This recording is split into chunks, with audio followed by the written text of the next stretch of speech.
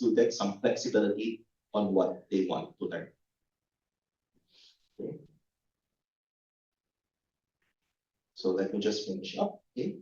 So you have your pathways, you have your backpack, okay, and you have your issuers. Issuers are, later I will show you, but basically issuers are the different departments, the different systems that are giving out badges. Now, how does Canvas credential look like in an LMS? So let's take, for example, let's use Canvas. Okay, so I do hope everyone's aware of what Canvas is. So it's a learning management system, one of the biggest learning management systems in the world. Okay, and it's a very open platform. Okay, so it allows integration in, not just Instructure or Canvas products, but also other platforms as well. So if you want Google Meet, you want Zoom, okay, you can see naman, we can incorporate it. Okay. And Canvas credentials works best with Canvas. Now, in a course, so imagine Canvas as a different, the elements of your choosing one.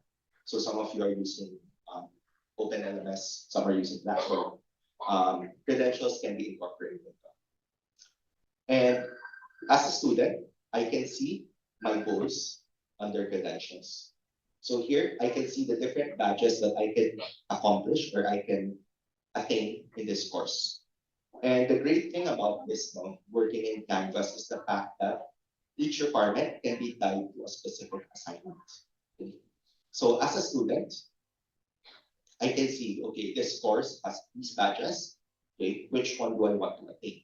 Okay, if I want to complete all, okay, so I just click on the badge. What do I need to do? Complete the Canvas module 1. Okay, I click on it, then it redirects me to module 1. Okay. Now, if a course, so let me show you an example, another example. So here's a course with a simple credentials list. So here you can see the only badge here is attendance. And I just have to complete the introduce yourself part. All I have to do as a student, if I want to achieve this badge, I just go to assignments or modules, sorry. I look for introduce yourself, okay. I click reply. Okay. I have it here. And after a few minutes, okay, I will receive the badge and see if it reflects real time one. Okay, so I think I will need a teacher account to acknowledge the submission. But this should update once that the students or the teacher have acknowledged the submission. And the great thing about this, again, it helps the student work towards a specific goal.